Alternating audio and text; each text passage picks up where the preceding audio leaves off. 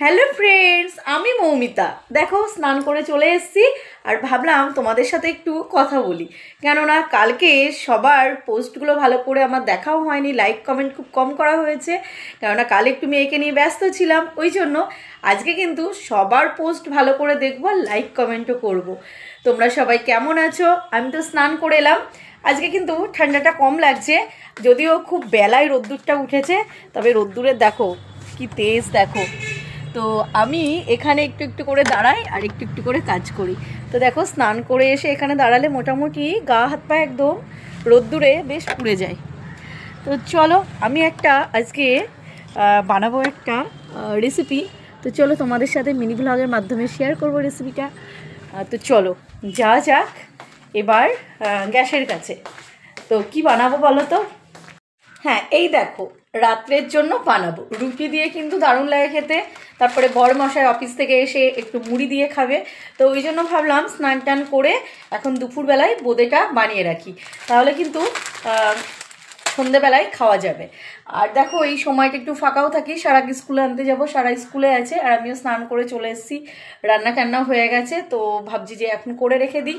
আর তোমরা যারা বোঁদে বাজার থেকে কিনে খাও, তারা কিন্তু বাড়িতে এরকম বোঁদের প্যাকেট এনে ট্রাই করতে পারো। বাজারে তো 100 বোঁদের দাম আগে মনে হয় 30 টাকা 32 টাকা নিত। আমি অনেক দিন বোঁদে কিনি না, কেননা বোঁদে খেতে ইচ্ছে হলে বাড়িতে এরকম প্যাকেট এনে বোঁদে বানাই, অনেকটা বোঁদে হয়, খেতেও বেশ ভালো লাগে। তো দেখো আমি গ্যাসটা ধরাবো, এখানে দেখো নিয়ে নিয়েছি চিনি আর জল, আর তার মধ্যে এলাচ দিয়ে দিয়েছি। তো চলো চিনির শিরাটাকে বানিয়ে নিই, তারপরে আবার তোমাদের সাথে কথা বলছি। ওইদিকে চিনির শিরাটা বসিয়ে এসছি, আর আমি দেখো রোদ্দুরে নিয়ে চলে এসছি। এগুলো কী বলো তো? হ্যাঁ, এগুলো গোপুর প্রসাদ, তিলের নাড়ু, মানে তিলের ওই যে খাজা নাড়ুগুলো হয় না, তো গোপুর প্রসাদ। তো এগুলো বেশ ভালোই লাগে খেতে। তো ওইদিকে চিনির শিরাটা হোক, আর আমি রোদ্দুরে বসে চুলটাও শুকানো হয়ে যাবে, আর এই তিলের খাজাগুলো খাবো। সবগুলো খাবো কিনা জানি না, যদি ভালো লাগে সবগুলো খাবো, নাহলে দেখি যতগুলো পারি খেয়ে নেবো।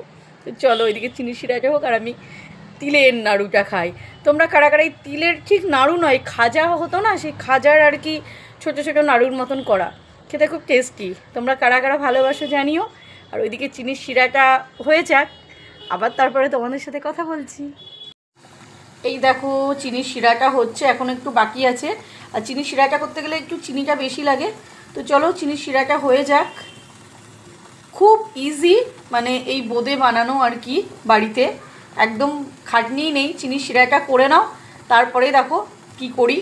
আমি তো এইভাবে করি, তোমরা কারা কিভাবে করো একটু জানিও। এই দেখো আমি বোঁদের প্যাকেটটা কেটে নিয়েছি, চলো গরম চিনির শিরার ভেতরে দিয়ে দিই। আর চিনির শিরাটা আমি বাটিটা একটু চেঞ্জ করে নিয়েছি, দেখতে ভালো লাগবে বলে।